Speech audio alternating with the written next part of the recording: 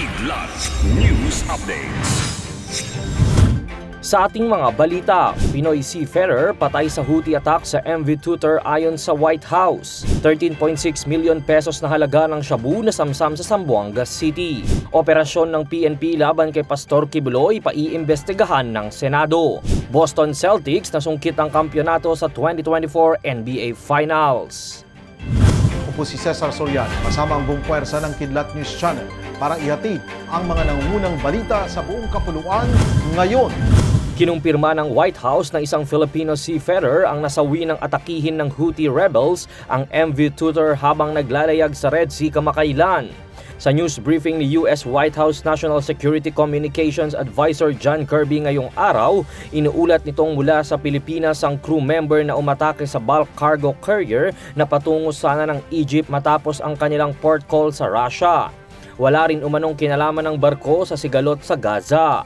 Kaya naman tinawag ni Kirby na isang act of terrorism ang ginawang pag-atake ng Houthi. Gayunpaman, itinuturing pa ring missing ng Department of Migrant Workers o DMW ang naturang seafarer. Nakipag-ugnayan na rin ang Philippine Embassy in Athens sa shooting principal ng MV Tutor para sa search operation sa oras na dumaong ang barko sa isang safe port. Una nang iniulat ng kagawaran na isang Pilipino ang nawawala sa all-Filipino crew members ng MV Tutor mula nang banggain ito ng isang unmanned surface vessel na naging dahilan ng pagkasira ng engine room ng barko. Kahapon lang nang ligtas na nakauwi sa bansa ang 21 tripulanteng Pinoy. Aabot sa 13.6 million pesos na halaga ng shabu ang nasamsam ng otoridad sa barangay Tumaga, Zamboanga City kamakailan. 3 suspect din ang inaresto sa joint operation ng Naval Forces Western Mindanao at Philippine National Police Regional Drug Enforcement Unit.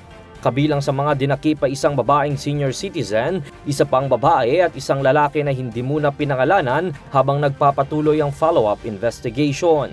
Kasalukuyang nasa kustodiya na ang mga ito ng Zamboanga City Police Office Detention Facility habang dinala sa PNP Regional Forensic Unit ang mga nakumpiskang shabu para sa quantitative at qualitative analysis. Naghain ng resolusyon ngayong araw si Senator Robin Padilla na nagsusulong ng isang Senate investigation kaugnay ng paghain ng warrants of arrest ng Philippine National Police o PNP laban kay Kingdom of Jesus Christ leader Apollo Kibuloy sa kanyang compound sa Davao City noong nakaraang linggo.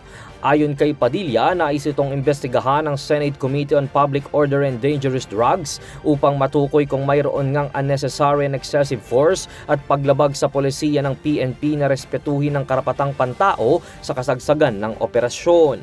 Madaling araw ng June 10 ng higit 100 police personnel mula sa Criminal Investigation and Detention Group o CIDG, Special Action Force at iba pang PNP units ang pumasok sa mga pagmamay-ari ni Kibuloy, kabilang ang KOJC compound sa Buhangin, Davao City at sa Prayer and Glory Mountains sa Barangay Tamayong. Bahagyang nagkaroon pa ng komosyon dahil sa pagharang ng mga taga-suporta ni Kibuloy sa otoridad, ngunit hindi rin nagpakita ang kontrobersyal na pastor. Sa kabila nito ay wala namang iniulat ang otoridad na sugatan sa operasyon, ngunit ayon sa resolusyon ni Padilla, ilang supporters umano ni Kibuloy ang nagtamo ng sugat. Hindi na pinagbigyan pa ng Boston Celtics ang Dallas Mavericks at tuluyang sinungkit ang kampyonato sa 2024 NBA Finals.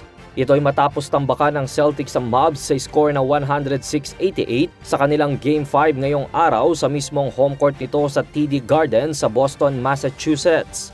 Pinangunahan ni Jason Tatum ang panalo na nakapagtapos ng double-double figure na 31 points, 11 assists at 8 rebounds. Gayon din si Jaylen Brown na mayroon namang 31 points, 8 rebounds at 6 assists kung saan itinanghal pa itong NBA Finals MVP.